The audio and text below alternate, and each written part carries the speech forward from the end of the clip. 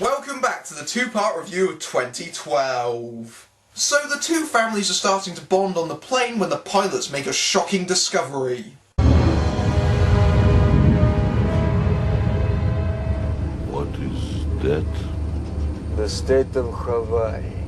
Not good. That is not good. How much fuel do we have left? Not enough. We're going to have to make a water landing somewhere in South China Sea. Personally, I'm more concerned with the fact that they've just been flying through an ash cloud. I think that's a bigger problem than refueling issues. Oh, and Hawaii is known for its volcanoes. You should have planned accordingly. Meanwhile, on Air Force One, Adrian tries to comfort Laura. Da Vinci and Picasso, they're in. But you're some nobody, you don't stand a chance. It's not necessarily true. You ever hear of a writer called Jackson Curtis? What do you think the chances are of an unknown writer who barely sold 500 copies making it aboard this plane? Call it chance or fate or nature, it doesn't matter. This book is part of our legacy now. Why? Because I'm reading it. What a coincidence! Jackson is not only still alive, but his massively unpopular book will be saved alongside works of art like Picasso and Da Vinci. Let's hope if this event actually happens, Roland Emmerich's films will be one of the masses of culture going up in smoke. On the cruise liner, George Segal's jazz musician phones his long-lost son in Tokyo.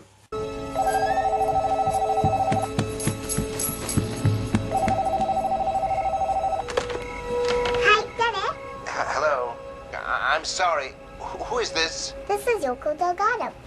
Do you want to speak to my daddy? Putting aside the treacly sentimentality at this moment, why is the family asleep like nothing is happening? It's only the end of the world! But before he gets to speak to his son, a huge earthquake rocks them and kills them. Originally there was going to be a stupid, ill-advised joke here that became downright distasteful after the recent events in Japan. So instead, I've chosen to elaborate. We've never met these characters before, and therefore we have no emotional attachment to them. The use of the cute little girl is a shamelessly exploitive melodramatic device, and the scene is so corny that it became unintentionally hilarious back when this film was originally released. That was until the scene sadly became all too real. I want to reiterate, it is not my purpose to mock what happened in Japan. It is my purpose to mock the movie, and therefore I think my review would be remiss if I did not mention this scene, and I hope you understand. Meanwhile, if you're a fan of carnage porn, you'll love the sequence where the Vatican is destroyed.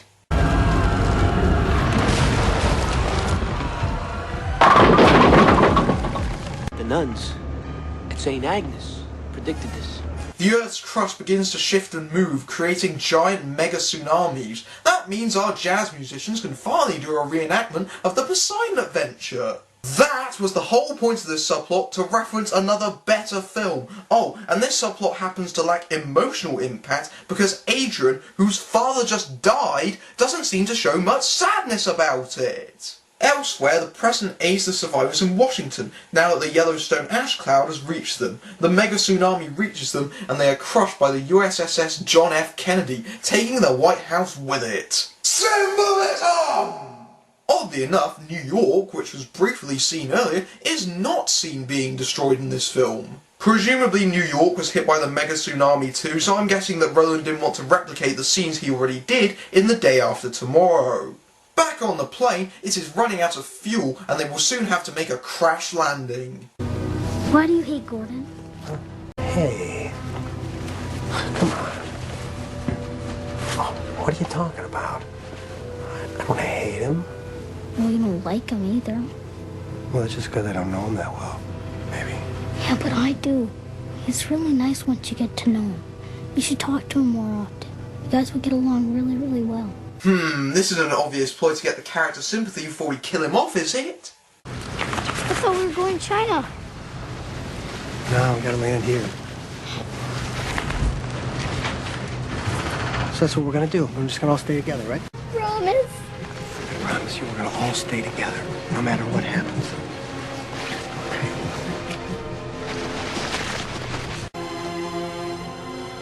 Well, I'm fucked. But of course they're not going to land in the South China Sea because the crust displacement has moved China close to them. How convenient! Even the Earth itself is aiding the bloody family! Unfortunately, the plane has no landing gear after what happened in Vegas. However, if you saw Die Another Day, you'll know what they're going to do next. Look, make sure that everybody gets out of the plane before they touch down. What about you? I'll be fine. I have to touch this paper down. I've served my part in the plot, so now I have to die horribly. So the two families drive off the plane, which always looks spectacular when you add a dozen CGI cars crashing around it.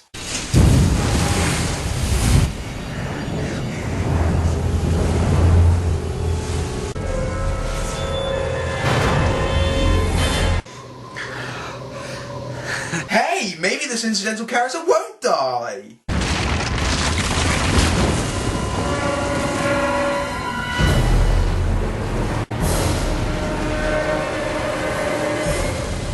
Never mind.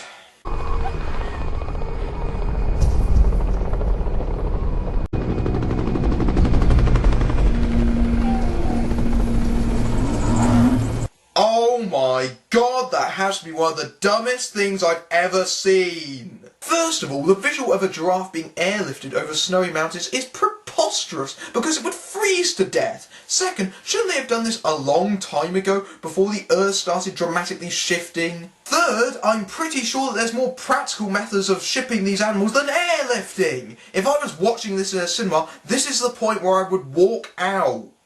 One of the Chinese helicopters spots them taking Yuri and his family. However, it seems he didn't buy a ticket for tomorrow. Yuri, it's a mistake! But you okay? What? You think I didn't know about you and Sasha? May God bless that poor bastard soul. She was sleeping with the pilot? It helps to establish these things. Of course, he's Russian and therefore can't be trusted, so Yuri flies off, leaving the others to freeze to death in the mountains. Elsewhere, Air Force One has landed near the Arks, which, contrary to what Charlie said earlier, are giant boats rather than spaceships. With the President dead, Anheuser is now in command.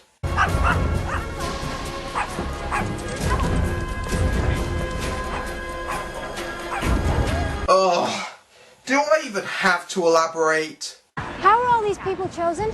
Same way your art was. By experts from all over the world. We had geneticists determine the perfect gene pool we need to repopulate. These people were chosen by geneticists? All green card holders, please proceed to gallery D4. Wow, that couldn't be perceived as being slightly racist. Looks to me like their checkbooks got them on board. That's right, Dr. Wilson. Without billions of dollars from the private sector, this entire operation would have been impossible. We sold tickets. What about all these workers? What?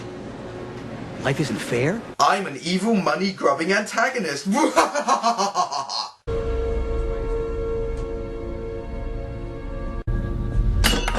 is this? You could fit 10 people in here. How dare people have space, privacy, and comfort? Satnam, where are you? On the Nampan Plateau. What? There's a tidal wave coming from the east. It's gigantic. Satnam, what happened? We never got picked up, Adrian. How the hell is he calling Adrian? We've established that all global communications have ceased. All global ground communication has ceased, sir. Nice continuity, guys! Adrian is outraged over the death of Satnav. However, his death indicates that the waves will actually hit the Ark sooner than predicted. I love the ship's computers that can calculate and detect anything at will. They might as well be on the USS Enterprise. Meanwhile, Jackson happens to find a family travelling to the Ark because they hope their brother, who helped build the ships, can get them on. Hey, isn't that Lau from The Dark Knight?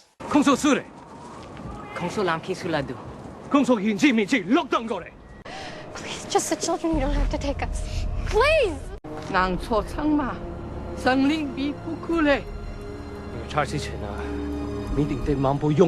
You better listen to him. He's good at calculation, you know. One of the Arks got damaged in the earthquake and it looks like the passengers are going to be left behind. Yuri is amongst them, and if you can guess that he uses boxing skills to punch out the guy, then you can think like a hack. At the same time, Jackson's group are breaking into one of the Arks.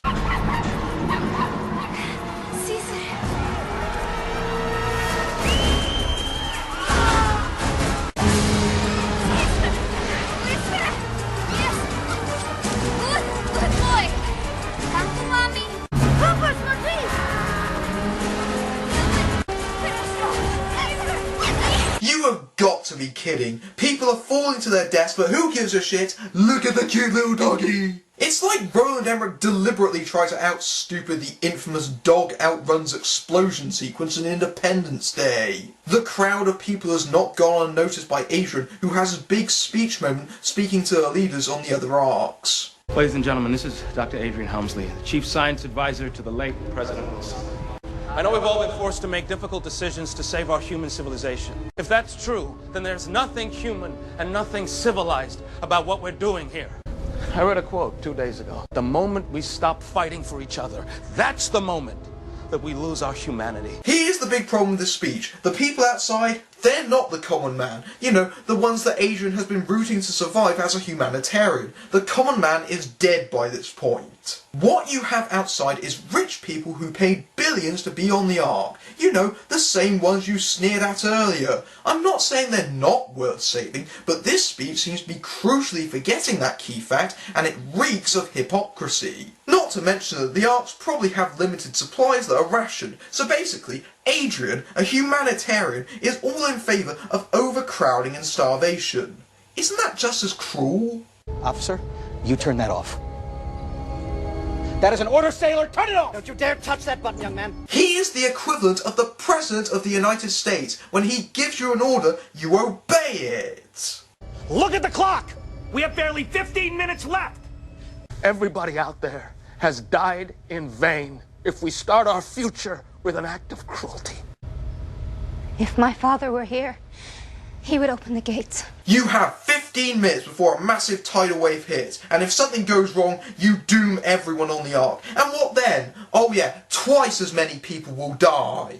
Of course, this patronising display of sanctimony wins over all the world leaders who agree to open the gates. This is bad news for the Jackson clan climbing through the mechanism. A hose gets wrapped around the gears, Lau is injured, and Gordon, who has expired his use as a pilot, gets crushed in the mechanism. Goodbye, new boyfriend with no chance of survival whatsoever. Appropriately, the gate malfunctions with 4 minutes left until impact. Wait, it took 10 minutes to open a gate? Everyone climbs on board, except Yuri and his kids, who were stupid and got stuck under the gate. Why did he wait when they announced that the door was opening? Oh right, he's an idiot. Of course, Yuri gets his redemption when he manages to get his kids on board at the cost of himself. No! The door fails to shut, which means the ship can't turn on its engines. Just roll with it. Captain, I think we found the problem. Who are these people? No, wait. He's injured. Something must have gone wrong. Something must have gone wrong? Something must have gone... Are you kidding me? Of course something went wrong! You know, congratulations to both of you. Might have gotten us all killed, but as long as your conscience is clean, right, Helmsley? It's a sign of a bad movie when I side with the slimy antagonist because you know what? He's absolutely right. It was Adrian's fault because he let those people on board and now they're all in jeopardy. Good job, humanitarian! The wave hits and the ship starts filling with water. Where's Gordon? No! We gotta go back! We gotta go back! We gotta go back! A sterling bit of acting there from Amanda Peet, showing her raw talent. We gotta go back!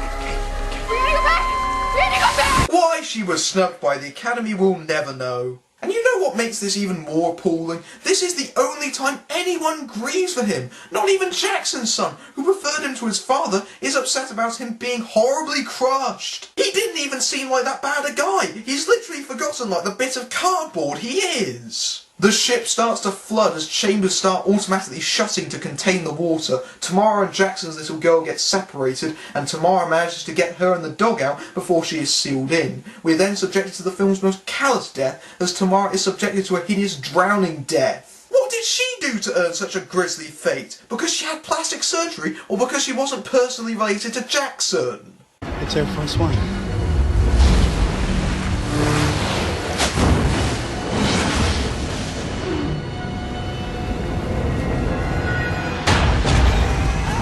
Air Force One impacts with the Ark, rocking it free and setting the boat on a collision course with Everest. With all the water rushing in, they'd be long dead by this point, but no, Jackson's clan is still alive and swimming with nary a regard for things like hypothermia from the freezing cold water. Adrian arrives and uses the radio to inform Jackson of the situation. Jackson, you're sealed off! We can't get to you! There's something blocking the hydraulics! If you can't get it out, none of us are gonna make it! Look at this! It is completely submerged down there. There'd be no way for them to get any air. There's no other way. But it's a suicide mission, sir. Not when you have Jesus Christ, I mean Jackson Curtis. So Jackson goes to swim to the hydraulics to free the hose wrapped around it. And of course, as the film is using global tragedy to rebuild the family unit, the annoying son who didn't like his dad before sneaks off to join him. Many families have been extinguished today, but it's okay because John Cusack's family life is A-okay. There he is! Captain! We have a visual! I think we found the problem! Show us the hydraulic chamber! There's a camera in the hydraulics? Why? 公道，娘错。你难在心中，走起来，求求一切慢慢。